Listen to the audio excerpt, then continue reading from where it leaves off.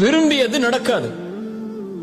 அல்லாஹ் எதை விதித்தானோ அவனுக்கென்று எது முடிவு செய்யப்பட்டிருக்கிறதோ அதுதான் வாழ்வில் நடக்கும்.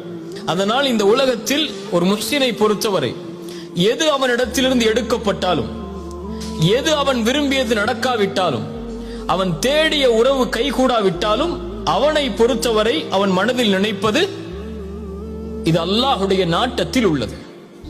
என் இறைவன் எனக்கு எப்போதும் நலவைத்தான் நாடி இருப்பான்.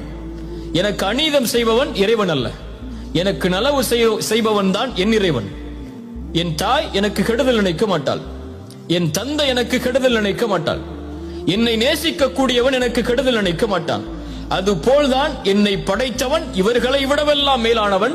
அவன் ஒருபோதும் எனக்கு கெடுதல் நினைத்திருக்க மாட்டான். அவன் நாடியது நடந்திருக்கிறது, நடப்பது எனக்கு நல்லது, நான் அதை விரும்பாவிட்டாலும் என்பதைத்தான் ஒரு